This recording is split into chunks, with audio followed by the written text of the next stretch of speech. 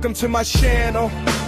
Welcome to my show. Smitty on the corner, 007, bro. This is for you, not me. So smash the like button. Every time you see me subscribe, you should tell a homie all about the dope videos and good vibe. Yes, I'm live, high five to the good guys, but we move like good fellas. Light hop, street one, yes, we do it better.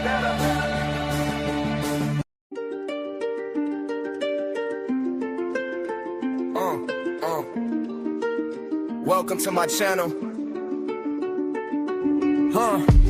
Welcome to my show. Smitty on the corner, 007, bro. This is for you, not me. So smash the like button. Every time you see me subscribe, you should tell a homie all about the dope videos and good vibe. Yes, I'm live high five to the good guys, but we're the good fellas. Light out radio one. Yes, we do it better.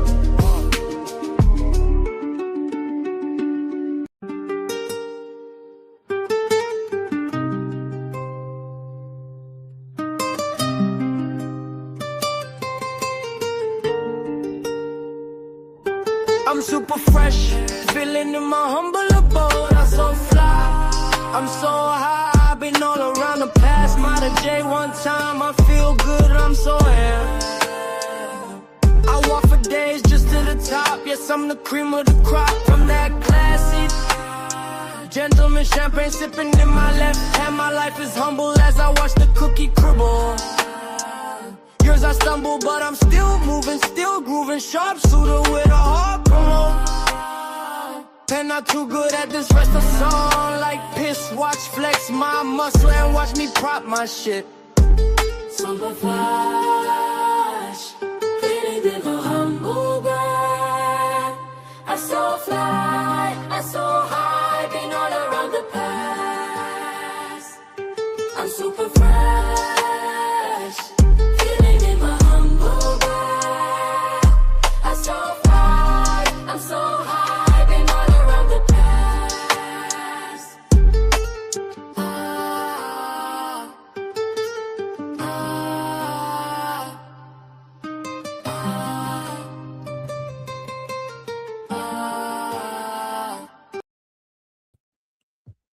This episode is brought to you by Toxic People. That's right. Do you know someone who might be toxic? Stay tuned.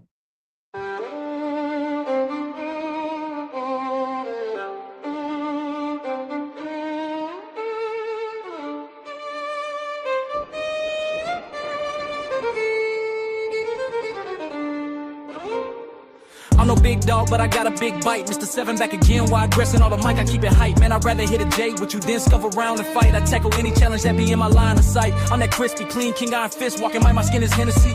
I'm the remedy. Even when I'm gone, my thoughts will linger for eternity. Just in case you never heard of me, nice.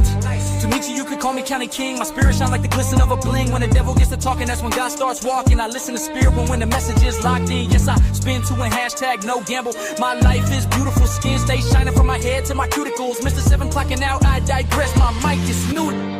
Constellations, I constructed, I can kill this, and it's fanning. Constellations, I constructed, I can kill this, and it's fanning. Constellations I construct, and computers I'm in phantom. I can kill this, and it's fanning. Constellations I construct, and computers I'm in phantom.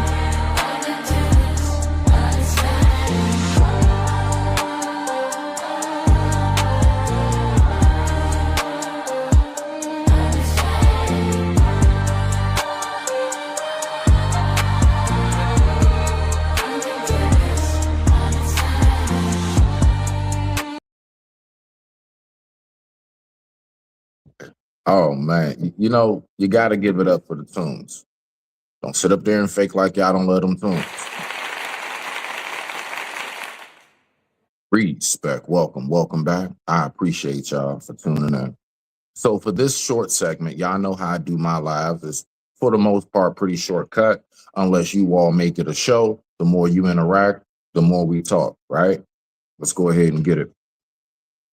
So what it is I want to talk about today is toxic people, right? What's going on? What's going on, hon? I see you in the building. Much respect to you. You know, if you want to come up, you're more than welcome to come on up and talk with me about this. Definitely could use your perspective if you're available. All right. If not, it's all good. It's all good. So let's go ahead and get to it, right? I want to talk about toxic people, right? So most of us know folks in our life that can be very toxic. And what I try to figure out is, why do people gravitate to it? Like, that's an honest question. I really want to know, what is it about you in particular that you love to gravitate to toxic situations? A lot of people don't know how to answer that. So I went on ahead and got some questions formulated. I got 5 of them for us today. And let's go ahead and see what we got. All right, now. What are some common signs that someone in your life is toxic, right? And how do you read it early? What are some common signs that someone in my life is toxic, and how do I read it early? One, first and foremost, I believe that has a lot to do with how much you're accustomed to it. What's going on, Rooster? I see you in the building, bruh. Like, it has a lot to do with how much you're accustomed to it. Are you used to seeing toxic people?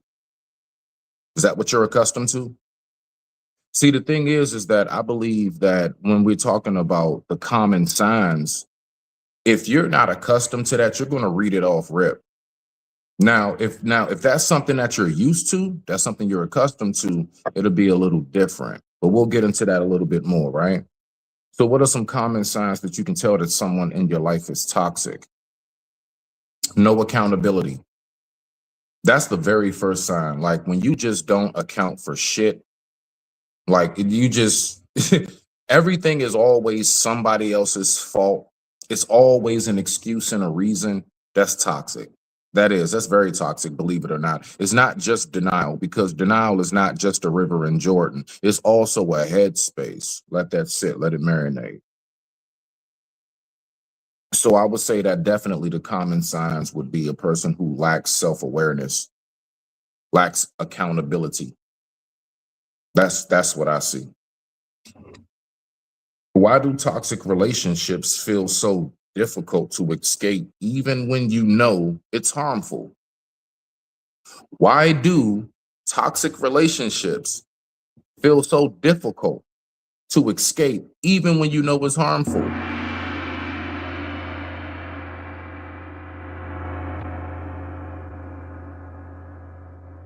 Because it's what you're accustomed to. I've talked about this to an extent multiple times when it comes to uh okay, so let me read this again, so I'll make sure I get my thoughts all the way right. Why do toxic relationships feel so difficult to escape, even when you know it's harmful? Because that might be what you're accustomed to.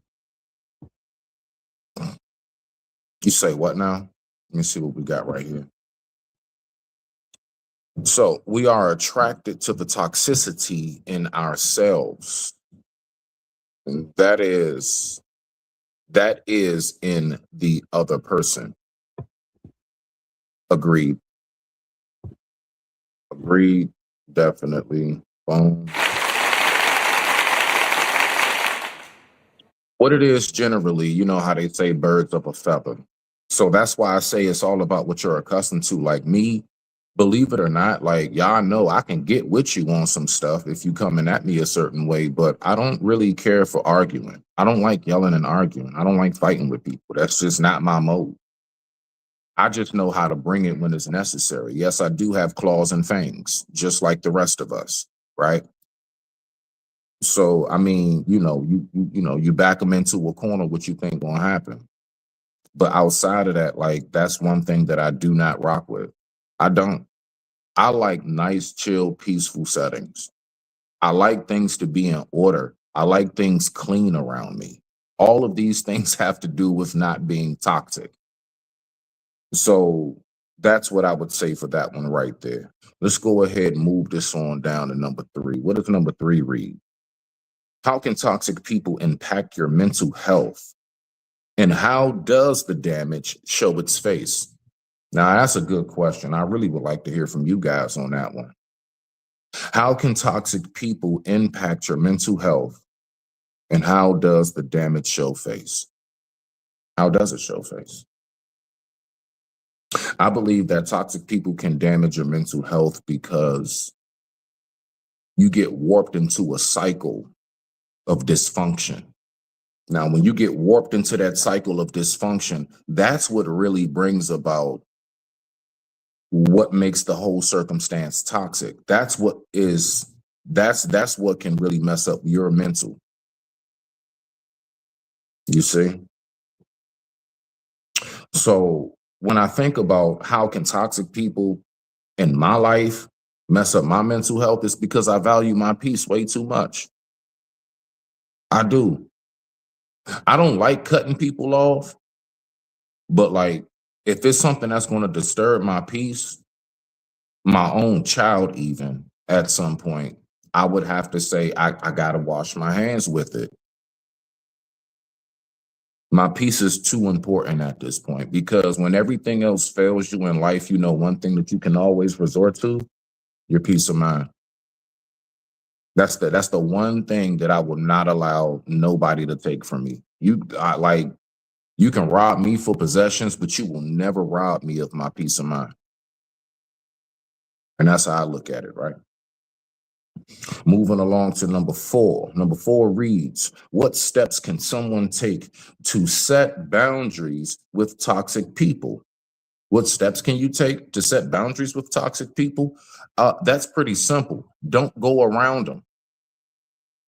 But see, again, it's all about what we accustomed to. If you coming from that place where like you from the hood, you from those loud houses, you from the environment where everybody cusses each other out, you come from that environment where we don't talk to the kids, we just say, get your ass in that room before I beat your ass. If you're accustomed to that, it ain't nothing to you. It's just life. It'd have been real nice if your ass would have just came up here and said all of this, but I'm gonna go ahead and read it. Message received, message received. And sometimes that toxic energy shows up as our family, friends, or even a close lovers. Oh, yes, absolutely. Absolutely, it does. It shows up in that way. Well, it's not even about it shows up in that way. It's just that nobody, like people are humans. Like your loved ones, your family members, your lover, all of these individuals are human. At least I hope so, right? So taking it that they're all human, everybody is subject to flaw. Now, the thing about it is that, see, what's the difference between being subject to flaw and being toxic? Exactly what I said earlier, the lack of accountability when it comes to it. That's really all the difference is, right? Like if you want to nutshell it in that sense. So that's what's up with that one. So yeah, when it says what steps can we take to set boundaries? I would say definitely your circle, your group.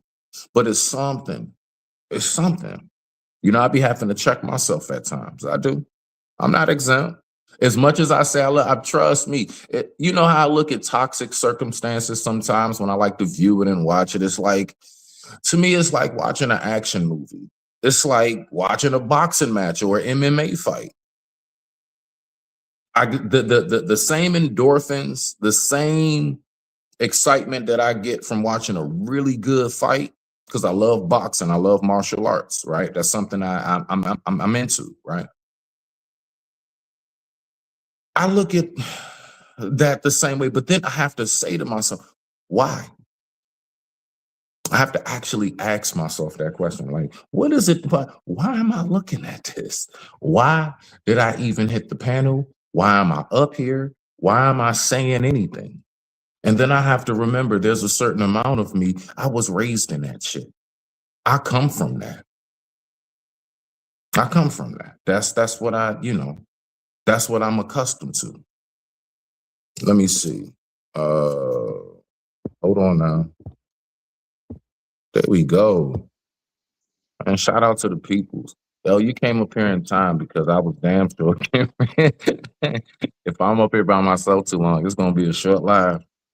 What's up with Oh, you? Grand Rising. Much respect to you, beloved. What you got for this so far? You want me to go back over the questions? You want? Is there anyone in particular you wanted to respond to? What you got on your mind? Oh, I did respond to the first, I think. We'll go back over because I responded to two of them. Okay, so all right. So it's only five of them. One reads, "What are some common signs that someone in your life is toxic, and how do you read it early?" That was one. Oh, yeah. I didn't say anything about that one. What do you got for that? Some common signs that someone in my life is toxic. Yes. I How do don't you? know what the common signs would be because like everybody's kind of different, how they show it. You know what I mean? And I think sometimes the toxic is um I'm thinking like, you know what, you have to also be careful because sometimes it's not even that, it's us reading it as that. Like, the way of not having to like deal with a person.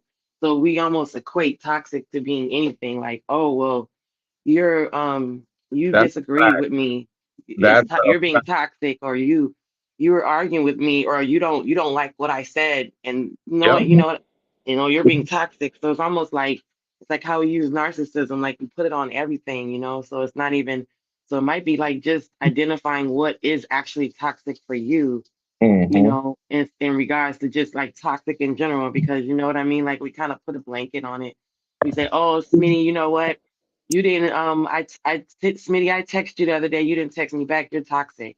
You know what I mean? Right. Like Right. you don't respond to people when they reach out to you. You're being toxic. So it's almost like, what does it first have to say to you to be, what is your toxic, I guess, limit or barometer, I guess? You Like know the what I metric. mean? Like how do you like? What's the metric of it? How do you even measure it? I How get do you it. even measure it, right? Because Right. I Right. grew up in a house that it was fine for someone to be like, "Yo, Smitty," you'd be like, "What?" And you'd be like, "Hey, bring me that. When you come this way, bring me my wallet, bring me my purse." And it Right. wasn't nothing, right? You wouldn't think nothing about it. You'd be like, "Oh, okay." But then sometimes you as you grow older and you get around other people, and you might do the same thing to your girlfriend or boyfriend. You'd be like, "Yo, Jen," and she'd be like, "Who the hell did you yell at?" You like, wait. In my household, nothing was wrong with that. Everywhere I've been, nothing's been wrong with that. Hey, I've been down the street and yelled at my homeboy, hey, Daquan, what you doing? And there's nothing been wrong with that until I did with you. And because they don't want to be able to adjust or accept that, that's just how I communicate in my house. It's nothing wrong. I'm not doing anything bad. I'm not defaming you. I'm just hollering instead of getting up, walking over there to you. I'm just hollering from the room. But to them, that could be very toxic because they didn't grow up in that environment. But instead of them trying to adjust, because a lot of, that might be the situation, they'll say, hey, I can't be around you because you yell from the other room. That's kind of toxic. You know what I mean? So it might need to be a barometer first of what is that for you, you know? Absolutely. Absolutely. I know you got something to say to this. I think you did answer this one, but I would like to hear your words and a little more elaboration. When I said, why do toxic relationships feel so difficult to escape, even when you know it's harmful? Now, I would ask you this: do you believe it's different for women than it is men? First, Um, only because I'm not a man. So I wouldn't know. gotcha. Um, Nah. Respect to that. Nah. I absolutely I respect that. know that it's absolutely difficult for every woman that I've encountered. Even the Talk- women that act like so all you do is just pick up and leave, and then they're still that whatever that energy is, it still wore them down. You know what I mean? It still exhausted them. So even Why the strong ones that are like, oh well, all you gotta do is just be like tell that person no. That boundary some you went out? and you there? My There you alarm go. went off. Hello? No. There you go. No, you just went out Uh-oh. for a Can y'all second. hear me? Yeah, I can hear you now. Can you hear me? Can you hear me now? Yes, I can hear you. I don't know if you hold on. Look in the chat. I don't think you can hear me. Yes. Hold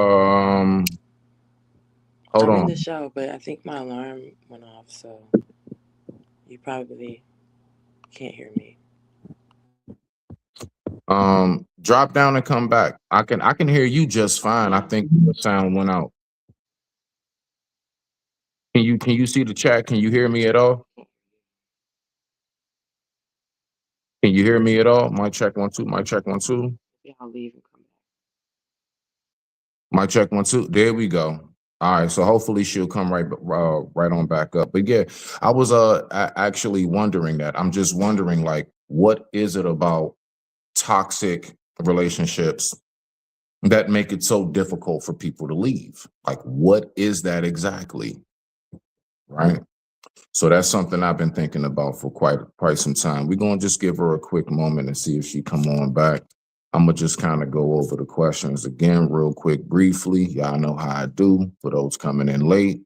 And then we're gonna go ahead and have ourselves a wonderful day, wonderful morning. Let me see something right here. There we go. Okay. Oops. Hold on. I got you. Mic check 1 2. You right there? Yeah, you can hear me now. My alarm went off. Yeah. So Yeah, Smitty, you woke me up this morning. Yeah, I was able to hear you the entire time. There she go. There go Auntie. I know you got something to say about toxic people. I know you do. You know, Oh, okay. that's So what wait, I what was it? What was the question? Oh, how So come the it's so question hard is, to get away from? yeah. So my question was, I'm wondering, why is it so difficult? Like, because I'm hearing women all the time say good vibes only. But yet, do you not know how many times I've had a homegirl or someone I know, even a relative, a cousin of mine, woman cousin of mine or something, that would tell me about this such toxic ass dude that they're with, or this toxic ass friend who always getting them into shit. And I just be wondering, why do you keep going back?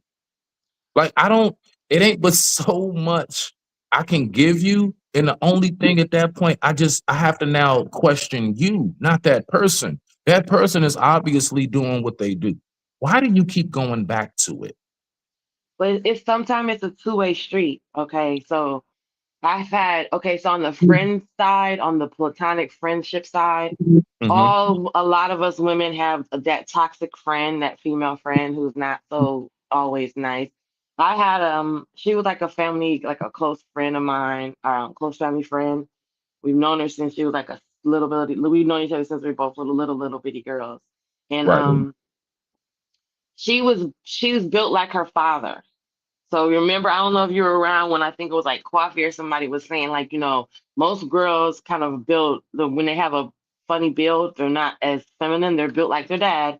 And the same thing for the men, like Oh, when they're really? more I thought so I'm sorry, pineapple. I thought you meant like she's like mentally built like her dad. You mean literally she looks like. physically, yeah. So Got you. so Okay. that's why I was referencing that because I don't know, because I was gonna say because she's built like her father, right? She's a bigger girl, she's thicker. So I Right. guess I'm built more like my mom, I'm more built femininely. I So got that we would clash in that regards. And I'm saying that because it became toxic after a while to the point where we ended up not interacting anymore because and you almost can attribute it to saying, okay, we grew apart because either one of you either grow out of whatever that is, right? you. It's like okay, when you're younger, it's almost like a rites of passage on how to deal with things and how to learn how to deal with that. And then when you become an adult, you're able to say, okay, I know how to deal with this kind of person. So I guess that's the practice you get to when you're younger. You can kind of filter things out and see how much of it you can take because you see how I'm built. Everyone knows how I'm built. I'm a small, petite person, and she's bigger and thicker. And she would always introduce me as, "This is Genesis, my anorexic friend. This is my anorexic cousin." Oh And no, you know yeah, what that is, right? No, beloved, that I, right there. I I know. know. That's why I told you that story because everybody's like, "Why did you leave her ass alone when she first said it?"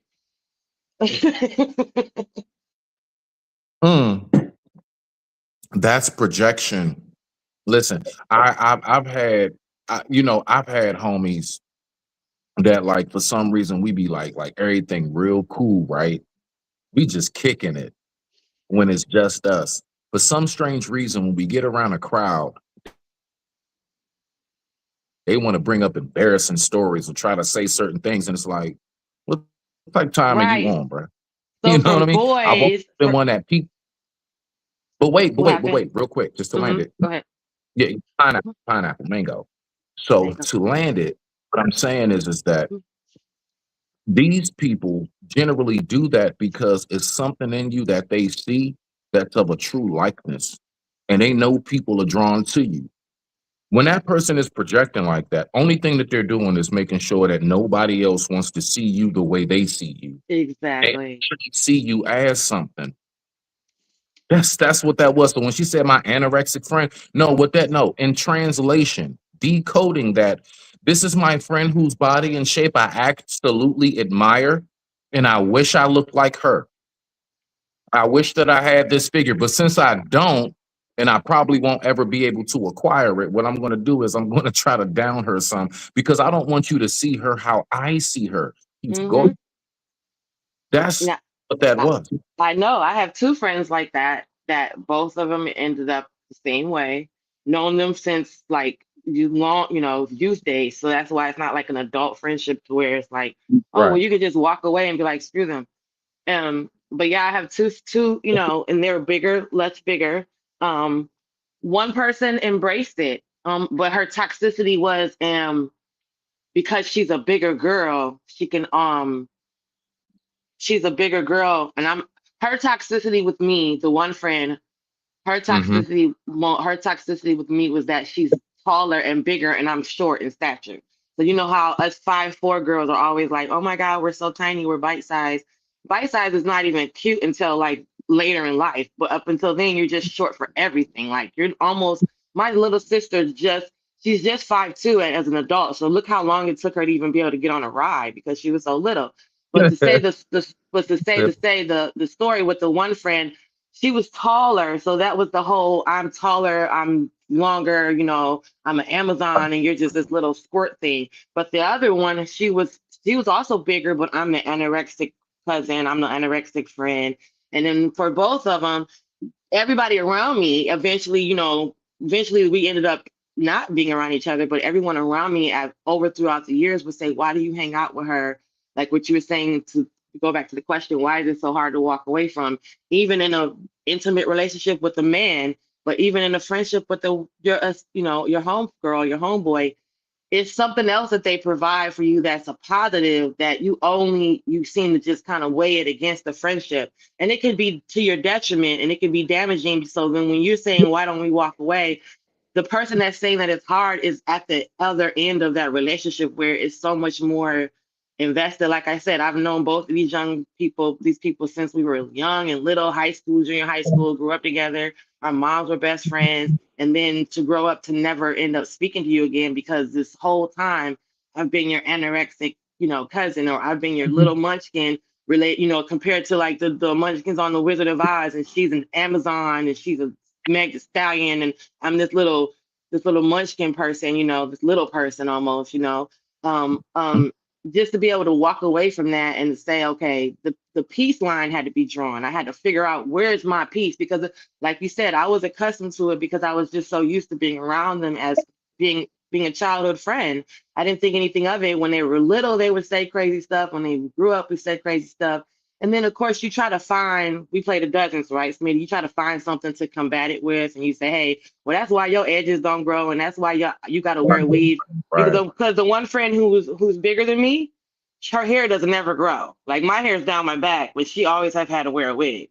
But the other one that caused me anorexic, she's still bigger than me. Even after having a baby, she just was like, big, forget it. I can't lose this weight. So what she ended up doing was she ended up turning it and saying, hey, you know what, Shin, you inspired me to love myself the way I am. But that wasn't until after all the toxicity damage was done. Like, girl, I can't be around you. I don't care how much you love yourself. You know what I mean? So it's almost because it's a positive too. It's like, well, this is my cousin. This is my friend since junior high. This is my friend since elementary. This is my mom's best friend's daughter. And she's the only child. If she don't have nobody to play with, I don't, I got little sisters and brothers. So you almost weigh it against what you have with that person to say, how do I just walk away from this?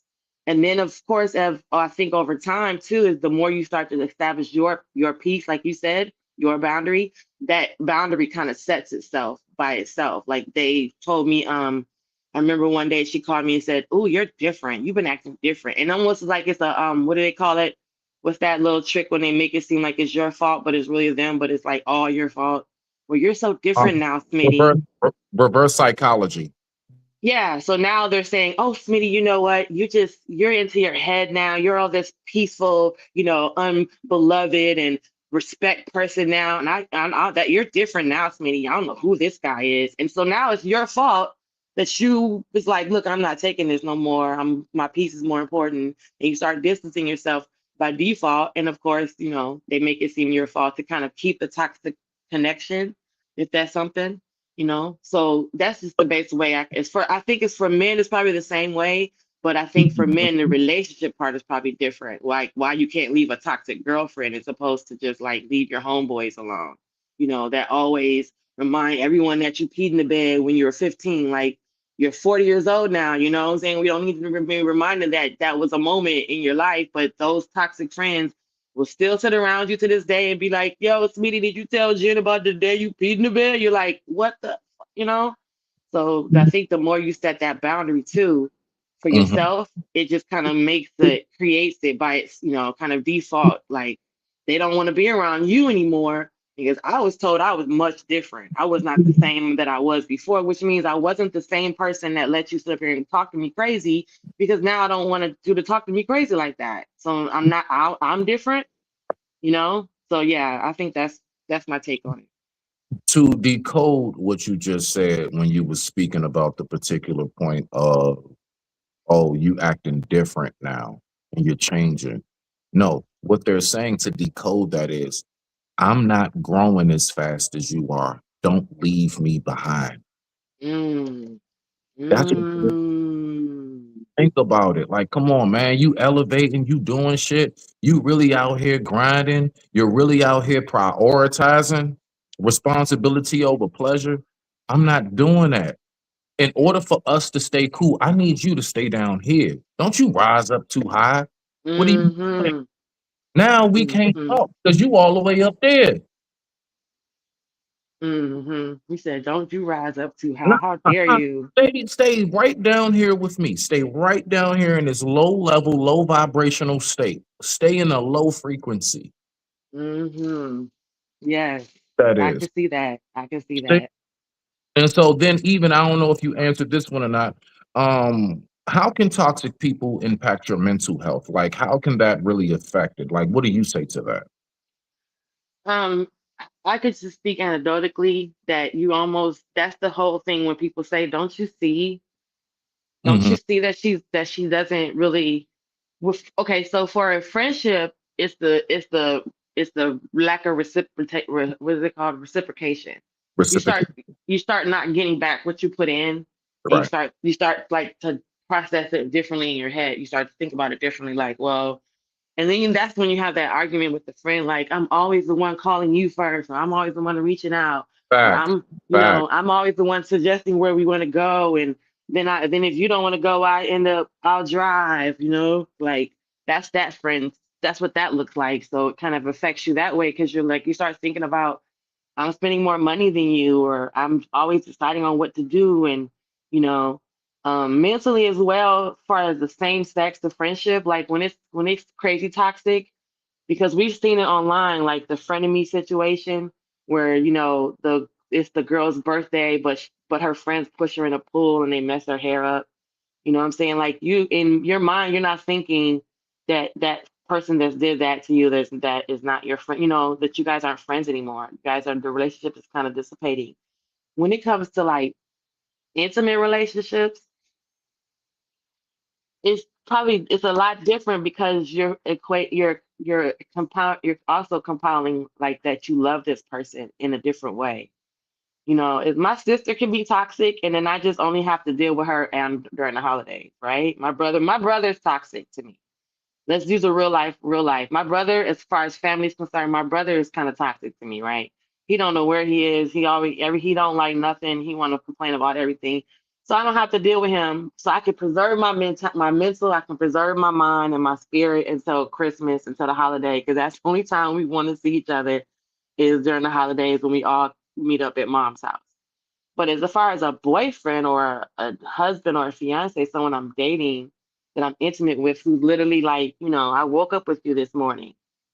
You know what I mean? It's kind of like, how do you got to start to kind of figure out how that person is affecting your head because they're there with you all the time, or they're more inserted into your life than your family is. You know what I mean? So I probably have to think about who is it, because That sounds like you're describing more of a drunken love. well, the toxic, like with my toxic relationship, Right. in my head, I mean, I still cared about him, the first sign of toxicity. Right. But then you say, okay, because in a relationship you feel like you can just, okay, you know what, Smitty, we gotta, let's sit and talk about this, right? Everybody wants to talk about it first, dissect it first, and Right. then let's fix it and then grow from there, right? That's the process. So your question is, how does it affect your boundaries, right? Like, what do you Like, do? I mean, like your own mental well-being, like Right. being in around toxic people. How does that affect your peace, your well-being? Right. So I think, like, that's why I said I think like family is different, because like I can preserve my well being up until the holiday. I can prepare myself for Easter. You know what I mean? Oh, I gotta see my cousin, I gotta see my auntie who always complaining. Oh, I don't have to deal with that person until that family event comes up, or until that moment where we are all together. But as far as your intimate person, you're there with them all day. So you have to, I know for me, I had to figure out what was happening to me. You know what I mean? I had to figure out. So once the first thing is probably, first layer is probably like, what do you go through the 9 steps of What what is it, Alcohol Anonymous? The steps. First time it, you have it, to well, acknowledge it and say what's happening to you first, because that's the first part of it. You can't protect anything if you don't even realize what's happening, and that's most of the cases, Smitty. Because we look at them and be like, Smitty, why you let your boy talk to you like that? That's your why you let your woman talk to you like that? Why she say? And in our cases, it's mostly, why you let that man do you like this? And we're like, well, um, this is the guy who needed a second chance and no one ever gave him a second chance. Or this is the guy who has this and everyone always looks past him. So you want to be that person. Or he mhm, doesn't his mother relationship wasn't very well. So you want to be that person. So right. first you need to come to the realization of what is happening. Mhm. This is toxic and I need to figure out, how do I protect myself? And then you go into the steps of probably like, okay, whatever this is conversation. But most of the times, many, they want to talk about it first. You can't protect yourself because you have You to really first. think so? Like real quick, pineapple. Like you really think so? The one thing I've personally peeped. I mean, I'm not saying you're wrong. I think it's about experience, but my personal experience is that that's the number one thing people have the hardest time doing is talk Hmm. through. People are so quick to run off. That's why it's a whole term called ghosting. You know who that got started by? People who don't know how to talk things out. So they rather just run. And me personally, that's what I see a lot more than I don't know. I don't know. I think people would rather just duck you and not tell you why they ducking you before they actually just have a conversation, just let you know what it is. Give that person a chance to let you know, oh, okay. Because a lot of times it could be something didn't even realize, didn't even know. You had Right. no idea that your friend felt offended by X, Y, and Z, so on and so forth. But if it Hmm. just simply came out like one on one with you, hey, look, in the future when we around folks, like, the whole I don't like to joke like that, whatever it may be. And if y'all really are truly friends, the only thing that person is going to do is respect it. If I really do care about you, I love you, and you one of mine, right? You one of my peoples. As soon as you say that, the only thing I'm going to be doing is giving you all homage and respect. No, that's not how it happens. Man, like, nah, you got it. Like, my bad. That won't happen again, and I'll make it very clear. Like, I'm receptive because it is supposed to be reciprocal. You're right. That's So not how it happens, though. You know that. just as much as you want that respect, you know what I mean? Like that's something you got to give as well. But that's one thing I would just say on my end. Like I don't know what it is with people. We have all the ways and means of communication now more than ever. We have text, we got phone, we got email, we got social media. And for some reason, people don't. People don't communicate like we don't. Like a lot of people just don't like I think we think it's like you look better. I think it's a style, it's a fake fad to basically act like you don't care and I can just dismiss anyone. But then you go around other people disgruntled. They don't know why you treating them that way. It's because you haven't addressed something that you should have addressed a while ago. You should have just talked it through. You should have just said something. And a lot of people don't do that. And that's what can be very toxic. Communicate the lack of communication, I believe, is extremely toxic. Just Yeah, say I don't think it, and I think that the lack of communication I think that it's partially like an adapted skill, and then I think it's a learn. Because one thing, like, my little sister brought something to my attention. It's not that I'm not toxic. We're both the same kind of person. So our mhm, toxic trait is the same with each other. And it's right. crazy. So you know how no, not to get into the zodiac thing, but like cancers don't mind being by themselves, and cancers have smart mouths, right? So you could just imagine two of the same person talking back to each other. So of course, I'm going through my little my little stage of life where my little belly is a little poochy, Yep. and I looked at her little belly's poochy, and of course my smart ass said something to her one day, was like, "Oh, look at your little belly," and she's like, "Well, look at yours," and I said, "Well, mine is because I'm old lady," and she goes, "Mine is because I had a baby, so now what?" And so I was like feeling offended. I was like, I wanted to be like, "Bitch," but I Right. realized in that moment, like we both literally gave each other like a shot, like that was a Oh, toxic shots shot. fired. That was definitely shots fired. Oh yeah. Oh Right. yeah. So it was like, okay, but then it was a learn. And when she brought it to my attention about her saying something to somebody and them responding, and then her getting into a confrontation, she works for HR. So she's like, oh, I work for HR. I can't do that. I can't respond a certain way because, but this person sometimes takes me there. And then she's responding, but it's literally when she's telling me, I'm like, that's the same thing we did to each other. It was because she was already adapted, like you said, it's something that they're accustomed to. But then the learn side of it was she realized that she learned how to do that. That's not normal for her. That's not a normal reaction for her because she doesn't do it to other people, she said. And I'm like, same thing here. I don't have to talk like that to other strangers.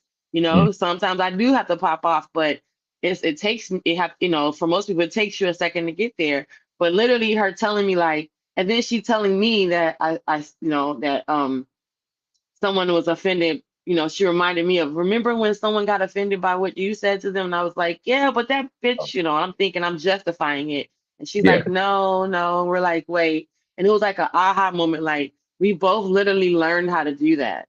Like that was something, it was like a defense mechanism, in school or whatever. But that little Mhm, smart real snap, we taught ourselves how to do that. So I'm mhm. thinking that for the toxicity, for even to undo it, you probably need to identify, is this in this person? If every time I say something to someone who is heavier than me and they got to remind me that I'm small and thin, is that in them? Or are they projecting? Or is this is this something they can't control? Because that's part of it too. Like they don't even realize they're saying stuff like that or doing something that is offending you. Like you said, you've been with friends with this person and you don't even realize, yo, you know what I'm saying? It's kind of offensive. And in your mind, you're saying, hey, if you come and tell me, I'll adjust and I'll make the proper adjustment. But Smitty, you're a unicorn. Okay. We established that you're a bionic man. You're a freaking unicorn. So we can't go by Smitty. Okay. Smitty is a different standard.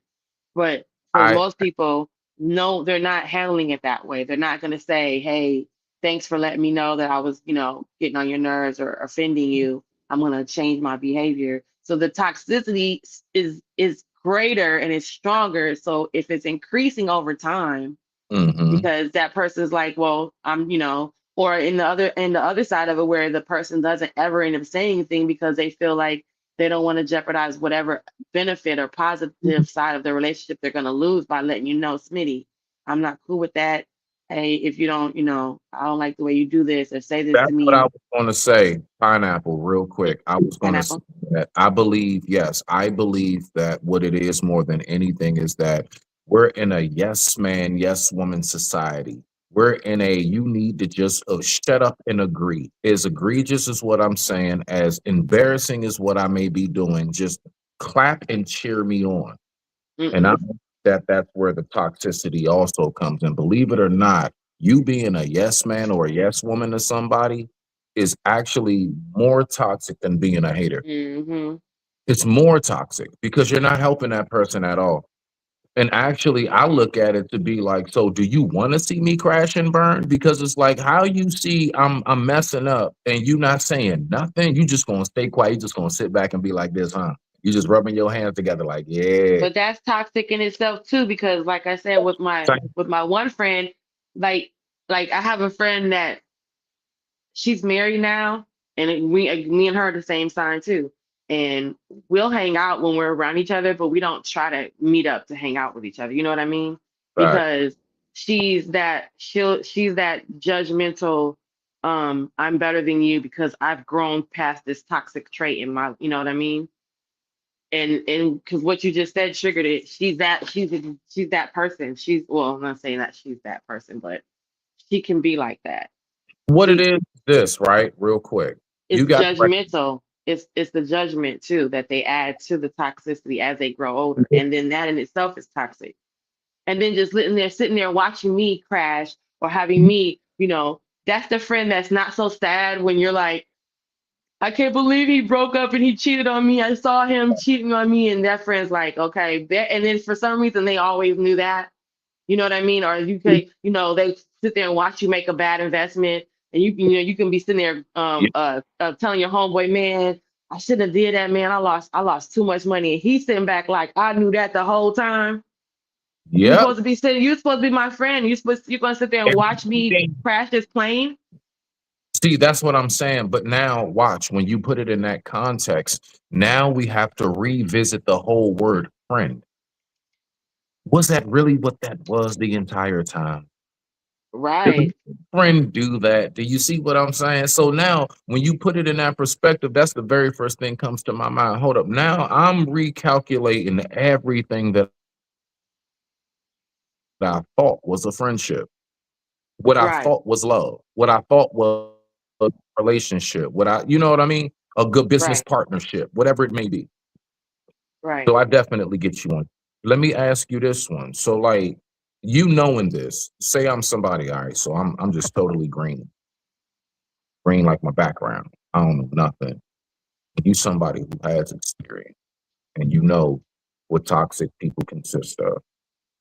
And so I ask you, what steps can I take to go ahead and make sure that I set boundaries for toxic people? Like, how would you give advice to someone to set boundaries for toxic circumstances? Well, the advice I give myself regularly, Do try it. to try Talk to about it. stay, yeah, try to. Well, the first thing, like I said, for me was to identify what was toxic for me. Um, and I think like I agree with the whole thing when people say don't tell everybody everything at all at once. So you just when a person That's my when motto. when you interact with a person, sometimes even with the new people you meet, you kind of want to let them know, hey, this is my boundaries. I don't like this. I don't like that. I don't like this. It's kind of overwhelming too. So I Right. think the first thing for me was to figure out what was toxic to me, or Mm. what was I saying? Because I remember in the beginning I said that sometimes you have that anything can be toxic just because you just don't want to deal with it, right? Right. So you can say, even though I prefer you take your shoes off when you come in the door, I take my shoes off. I don't wear shoes in my house. For me, that's a pet peeve. That's a big deal for me and my comfort.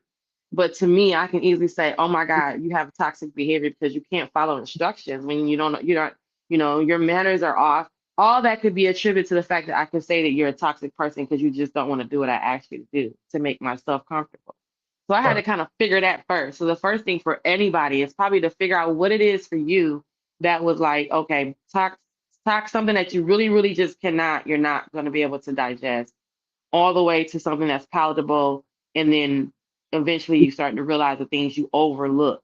Hmm. Um, but even like for my little nephew, saying we had to give him I had to give him the whole, there are friends, there are people that come into your life for the lifetime reason or season, and then there are frenemies. And just like the Holy Creator can send you a blessing, so can the enemy. So they're gonna, I would try to tell my nephew, like, you need to start being able to, or you need to learn how to identify who's for you and who's not for you, just in general. Because even the person that claims to be on your side, it still has their own toxic traits that can literally overflow into your life. You know, um, Ulterior motives. well, then the ulterior motive, not necessarily saying that I have an ulterior motive. It's just that my life is so toxic that I'm looking for people who are less toxic so that I can like lean on them, and by default they're gonna take on something. I think You know what I mean? you trying to soak up some of that peace. Right, but your life is so messed up that you can't get it won't soak it up. You end up overflowing on them. So, I had to let my little nephew know one thing I learned early was to just be peaceful and be okay with the fact that you are peaceful when whatever situations and whatever's going on. So someone would say, they say what being calm in the midst of chaos is like is a toxic trait in itself, right? Right. Because you should have something. The environment should be affecting you somehow. But I've learned that not all the time that could be a problem. It could be a good it could be a good factor. Even though it may seem toxic, it's just that I'm the calmest person in the room when everything's going crazy. So I had to kind of realize those things. So I would tell Now, someone who's going through this, like, you need to realize where you are, where your whole barometer is. What happens when things will get crazy? What happens when a person starts yelling in your face? All the things that you feel like you can't handle. And at the same time, don't overwhelm everybody with what's going on, with what's wrong, what your toxic limits and your boundaries are, because people tend to do that. Hi, my name is Genesis. Don't piss me off. Um, and then I pineapple. got oh, go ahead. Pineapple. If I'm not mistaken, did I hear you say there could be such thing as a good toxic?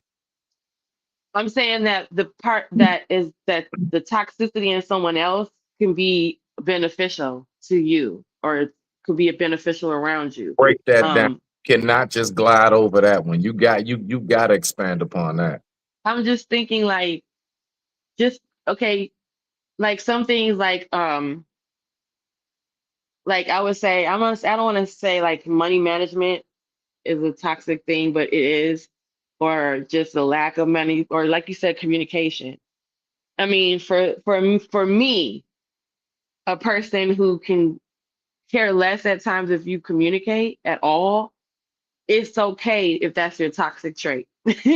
Because when I don't want to talk to you, it comes in handy, right? When I don't want to be bothered with you, your lack of communication comes in great, because you can't figure out how to communicate yourself. What you can do for me is, when you get it together, we can talk later, which is great because I don't want to be bothered with you right now either. So and then in that regard, it works for me. You know what I mean? It may work for people like that. Sometimes it could be it's beneficial probably in regards to how people use each other. People rely on you for that toxic moment. For example, um, I have the friend who is the turn up at the table when stuff goes wrong. I'm the customer service friend. I'm the one that'll go to the side and talk to the manager and be like, yo, this is what happened. But I have Mm. the friend that's at the table, like, we see these situations where they're like, this is unacceptable behavior. For a lot of people, that's toxic about her. It's like, okay, don't you know how to handle things?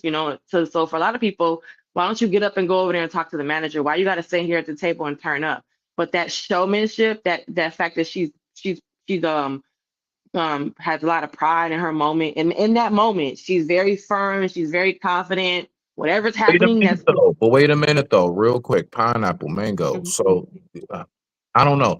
Do you believe that in that moment she's being toxic? Because I want us to really stay focused on that actual definition. Because what that sound like to me, obviously, as an as a chef and somebody working in a restaurant business over 20 something years myself, that sounds like no home training.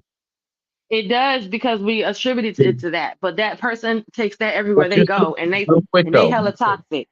Real quick though. So am I getting this right? You're saying that the lack of home training is considered a toxic trait? No, we attribute it to that. We say that's what that is. But Okay. when we dissect those behaviors singularly, they all are toxic. Not you've not seen how to sit at a restaurant. No, you've been out enough. I don't know. Maybe I'm just under that assumption all the time that maybe you've been around enough people in life to know that's not how you conduct yourself, right? You don't have to have that You reach a certain particular age skill be taught to that you as a child. absolutely, when you reach a certain age, if You you are kind of over you the can age of deduce certain 25, things in life, right? You can kind of figure out like, I don't see nobody else cutting up like this, so it's probably not the right thing to do. you We know the hear the number one rumors thing about that I spitting in learned, your food and all that. the number one thing I learned real quick when I first went into prison, I was doing my 7 years. I know people like, why are you using this as an example? Because it's real life. The first thing that I learned is don't do what you don't see nobody else doing. If you don't see nobody else going up them steps to go to that door or whatever, don't your ass decide to say, I wonder why. You see, That's that's like one crazy. of the first rules, dog. Mind your business and don't do what you don't see other people doing. And I take that and I transfer it into the, free world, should we say, right? Same thing. Certain jobs, certain environments. If you invited me to a function, if I see that nobody's going over there and getting food themselves, I'm not going to be the one dumbass to go up and be like, yeah, let me get some shrimp. But No, no, then we always think, okay, apparently so in must some kind of order. Apparently, maybe we got to wait and flag somebody and get them to bring it to us for whatever purpose or reason. So that's my whole point. If I don't see you doing it, I'm not just going to bust out of nowhere and do what I don't see you doing. we'll see. That's But called self-awareness. But rock out. I digress. My mic is muted. you have, and you probably have your own little toxic traits within that, but that's not one of them. But You know what? If I had to say I had any toxic trait, I'm gonna be real with you. Watch this. This is gonna be crazy. My toxic trait is that I care too much. but Caring see, just like you asked me, how could something toxic be beneficial? How could you care too much and that be toxic? You see, it's easily. how it's an oxymoron. How you earlier what you asked me was like, how could something toxic be beneficial? How could toxicity be beneficial? The same Mhm. way that what you just said. There's no way that you can care too much because caring is positive. Caring can't be toxic. Caring is No, a you good can't. thing. It can. You want to know how caring become too toxic? It becomes toxic if I cared about you to the point where I'm neglecting myself. I'm neglecting my own well pampering and well-being. I'm literally flooding into you and it's not being reciprocated. Caring Hmm. too much can drain you. Yes, it can. And that can be considered something toxic. Absolutely. Right. Like I'm loyal to a fault, which is probably Man, very toxic. man, are you serious? That it can Which be is very very draining, toxic because and it can people mess always your say, why you just relationship. don't leave that person alone? Why you keep going over there to Smitty? Why you keep going over to this page? Why you keep dealing with that person? Why you keep calling your cousin and hanging out with them? Yeah, my loyalty is toxic. Yes. When you like loyal to a like to no fault, like Yeah. you just blindly follow. Yes, that can be toxic because you're neglecting yourself of what you obviously see that you should be using discernment towards. You should be having more discernment than what it is you're using. So Well, that's the only you reason. don't know any you don't, and that's the other side too because that's why I said the person could be taking the toxicity could be a benefit to that other person. So because that person is loyal, they will be mistreating you. They'll be all kind of toxic all over the place because they know that you're not gonna never just, again, you might be the person that weighs it up against the relationship and says, you know what, I have more value in being your friend and more value in being, keeping our relationship than to worry about this little idiosyncrasy that you have. And then we attributed it to something else. We say, oh, you just never was taught right, or maybe you need to learn, or maybe you need to be, shown the right way. We make it something else when it's really all day like, oh shit, a toxic trait that in this person that we just seem to not want to pay attention to. We don't want to give it any credence. But for them, it's beneficial because you're so loyal, I could just and then what they say to me, you the friend, I could just say it however I want to say it. Really in real life, they wouldn't say that shit to nobody because they would get their lights knocked out. But for you, since you're the loyal friend and you're not gonna knock their lights out and they're gonna say, you know what, Smitty? No one understands me like you. No one hears me when I speak. No one believes in me. And it's all that shit that we say, you know what, you right. Me and you, us never part. And then they go back to being this toxic asshole because to you, for them, you being the way you are, that little toxic trait and you being loyal is beneficial to them. It works for them because they ain't got nobody else to dump on, right? So it's beneficial. But we sit on the other side too with manipulation, where I'm going to keep using the fact that Smitty is so respectful. And then what we say, guys like that get walked over by beautiful women because she's using that. Your little toxicity factor, the fact that you just don't know how to shut it down and shut it off, I'm going to use it to my advantage, That right there and what you just described to me sounds a lot like narcissistic manipulation. That sounds And like that's toxic the too. definition of what a manipulator does. That's manipulation right there in the negative form. There's a positive and negative form of manipulation, by the way. But yeah. So Yeah. I get you on that. I get you on that. So let me ask you this. Like, why would you say it is important, right? Why is it important to protect your peace from toxic people, even those who could be possibly your family or friends? Like, why is that important? It's important because it contributes to your sanity, and it's important for me just to be able to. I don't. It's depletion of my little peace bowl, Right. So it takes away, and I need to. If you're not putting anything in there, you're not depositing. I need to preserve as much as I can. So it's Mm-hmm. important to kind of protect your little bubble. But like I said, I don't know too, Smitty, because personally, I'm good sometimes by myself. So that gets misconstrued or misunderstood as something else. So for a lot of people, that in a Cancer is toxic. That's a toxic trait that we can't control, that we don't mind being alone to our own detriment, right? Wait. Hold on. Wait a minute. So for me, I can be by myself. I could be in my bubble. Say it Mango. again. Mango. Being comfortable in oneself is considered a toxic trait nowadays? Yes. You know how many times I've been told that they said it's not good to be alone. It's not good to be by yourself all the time. No. You need to interact with people. You lose social skills. Child, they tell me all kind of crazy I stuff. got you on that part. No. Okay. All right. I forget how to talk to people because I'm by myself. No, I'm just saying as far as like, I think that's more so, I think what's being said, because all right, so watch this. This is where It's not good to be all alone so much by yourself. You need some sort of interaction. like to the point where you literally are talking out loud to yourself and everything else. No, that's what the picture that they want you to see, but that's not what's happening.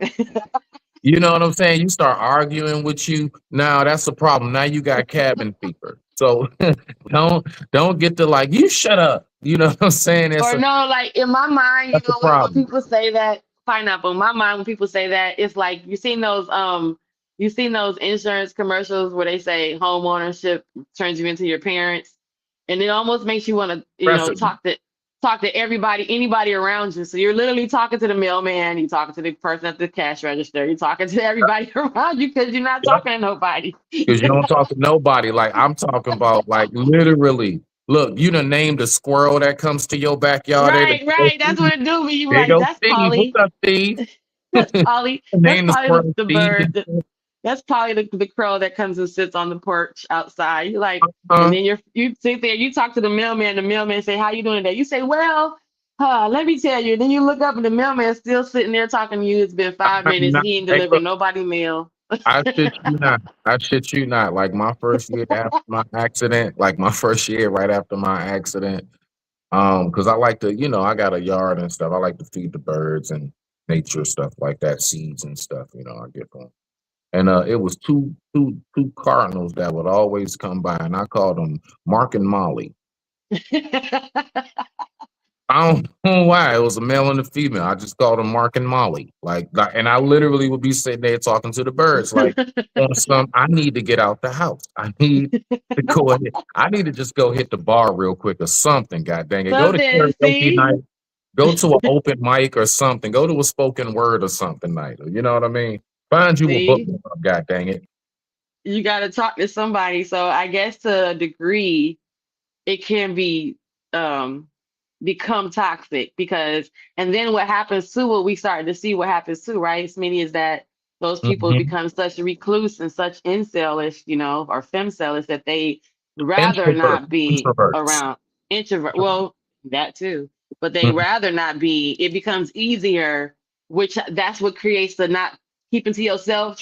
You start off with keeping your peace, Right. but because it morphed into this monster, now it's completely toxic that you just rather be by yourself and you almost prefer that as opposed to dealing with people. So you do lose that, you can lose that that skill set. That's kind of one of like riding a bike or roller skating. Like if you haven't done it in a while, you're gonna be a little bit wobbly when you first started. So every time you go out and interact with someone, you're gonna be quick to get pissed off. You're gonna get quick to get triggered because now Mm. everything is literally on hyper, on hyper touch. It's super sensitive because you're not the interaction is being limited. So you're not sharpening that skill and you're not wearing it down to where it's palatable. So that all that happens. But like I said, I can't be a good person to judge that because I can be by myself by default. My cancer trait. I can be alone. And some people they say, wait, that's not okay. That's not good, especially for a woman. We're created to be interactors. So that's the first layer of how it could be a problem and it could be beneficial. Like I'm good rocking out. Like I said, I could be in the house with you, but just in a whole nother space of the house and be fine. And knowing that you over in the other room and I can say, hey, you still there? Good. I'm not alone, and I can go back It's to doing what just I'm doing. yeah, like your presence alone.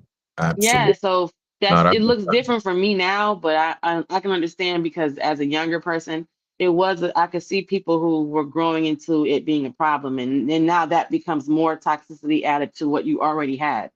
right. Instead of working it out socially, you rather just be alone and be by yourself. And I think the downside of that is that's what happens when people they, because again, we starting with off with communication, they can't get past that first little toxic trait about themselves. So Mm. and for the people who don't mind not talking to you today, it works out great. Your little toxic trait is that you don't talk enough. Thank God that you wanted to be toxic today because I'm sick of you. I don't want to be bothered. I'm like, ooh, look at you, look at God. So, you know what I mean? There's the boundary is like people hate when you set the boundaries. I just noticed that in my life, the folks around me, the quote unquote friends and family members, as long as I was on that low vibration and I was in my toxicity with them, it was fine. But the moment I'm like, I can't deal with that, or I'm gonna go in my room and close the door, that was like, how dare you just shut me off? How dare you just stop being toxic? And it was the factor that I'm loyal, the fact that I'm the one friend that's just gonna sit there, or the cousin or the sister that's gonna let you sit there and say, well, all these crazy things and not be offended by any of it.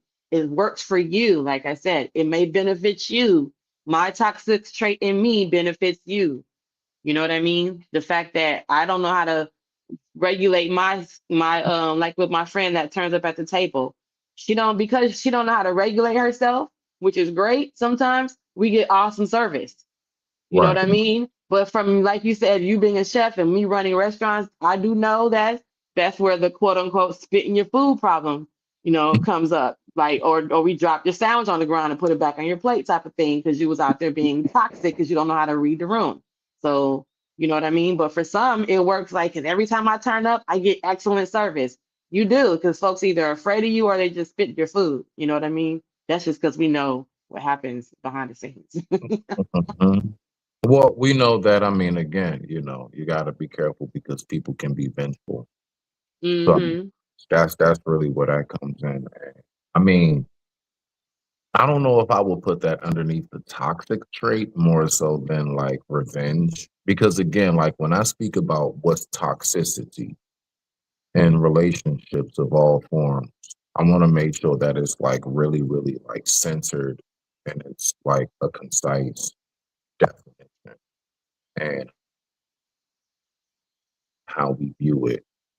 I don't want to conflate a disagreement with toxic. I don't want to conflate um, you know, I don't like your talking points or something with toxic, like how you said earlier. So I get you on that. Right. Like Where my they whole kind of thing, just make it seem like you're being that way when it really is them.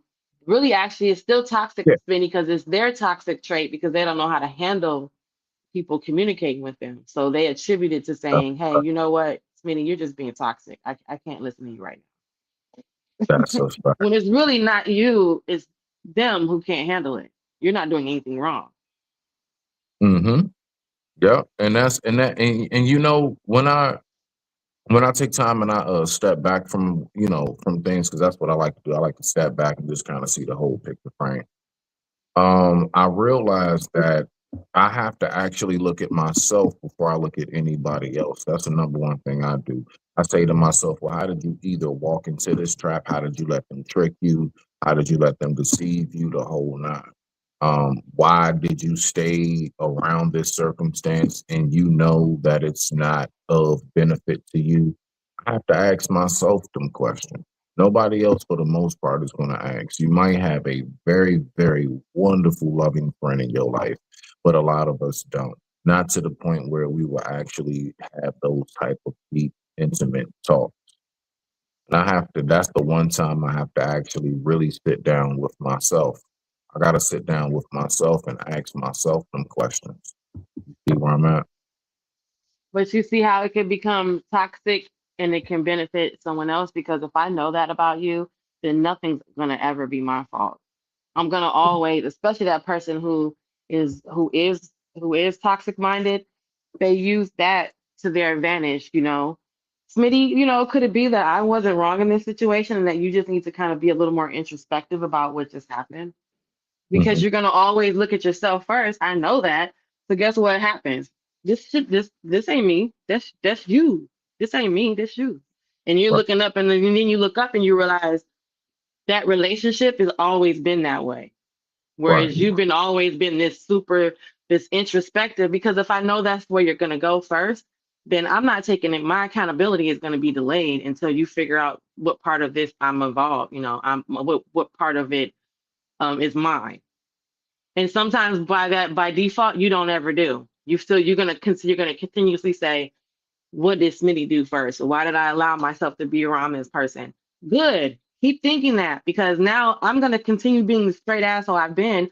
And what are you gonna do about it? You're gonna always go to yourself and say, well, what did Smitty do? No, Smitty didn't do anything. It's the other person taking advantage of the fact that you're gonna always be that guy. Yeah. It's the subconscious on that note. So yeah, that's the main thing that I really did want to talk about today. I do appreciate you coming up, adding your adding your $5-10 in there. I can't even call it 2 cents. You really did that today. I appreciate you and your take. So yes, ladies and gentlemen, what it is we've been talking about today is basically the traits of toxic people, relationships, and circumstances, and how it can either like make a negative impact on you or what you should do to stay away from it.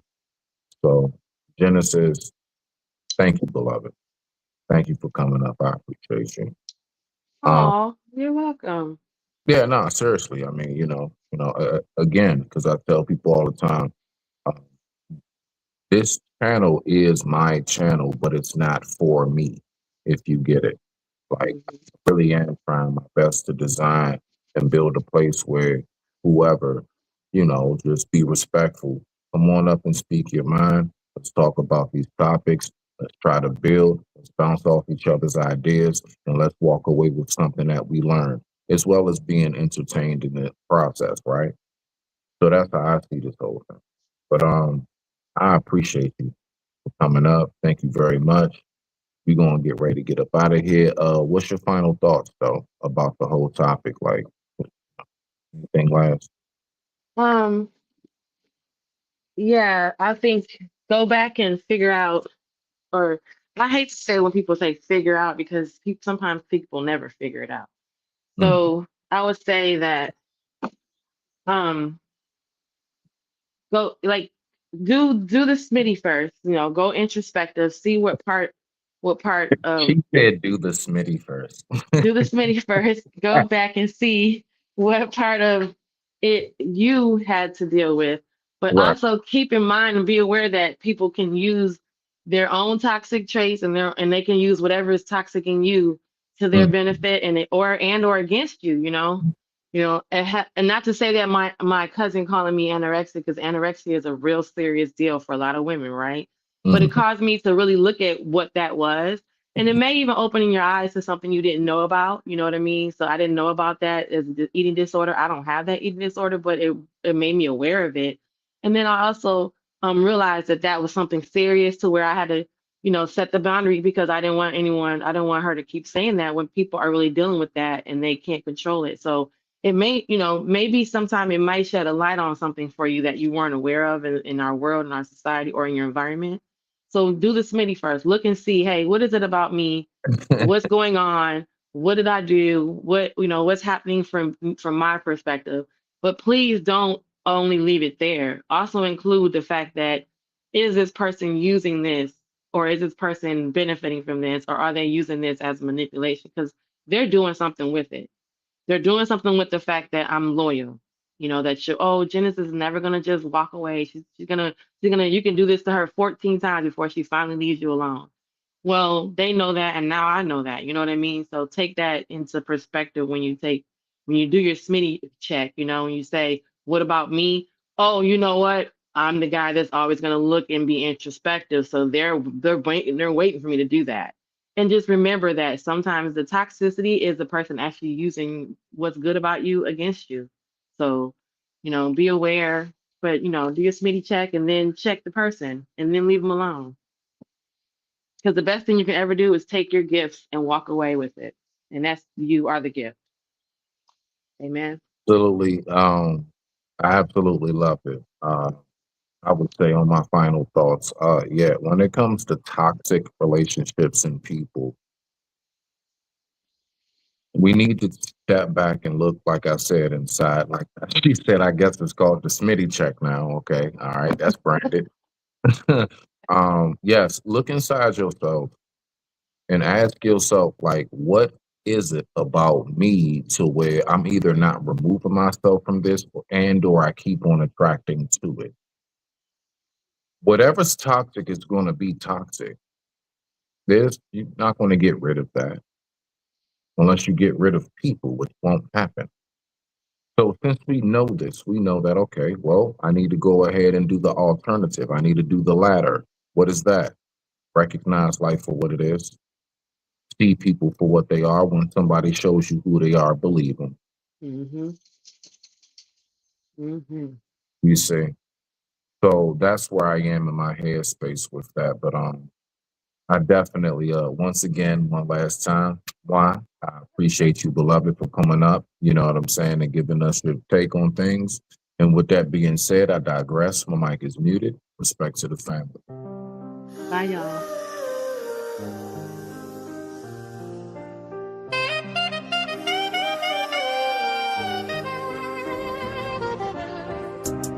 I'm a fallen angel from sky. Up above, I'm that man that think it's a thug. I'm your drug and your plug. Wings tucked, I seen pain, seen blessings, seen luck. Ran over by train, that's about 8 trucks. Made it really gritty, but never I'm no slut to the money and fame. You can keep your chain, we free men over here. And in case you didn't know, my favorite color is here. Yes, I'm here, not fresh to death, no stress, no worries. All burdens, I done buried, closed coffin. I'm the beauty of the beast, and a man I found often. I'm the cure to infection. My reflection is broken down in sections. Retired chef outside, still cooking. I be rocking with best. Thank you, good looking. Y'all bammers be lunching on mothers. If you not from my section, then you cool, but not a brother. Lone Star, the astronaut from above. You looking for a fix? I'm your brand new blood. Shotgun slug, flood of the love spreads. Truck by train, made it out by thread. Shoulda be dead, but rose from darkness and walking with an oath. I'm not the goat, I'm shepherd. Blending into the world tree, hiding a leaper. Mr. 7, I'm ghost in flesh.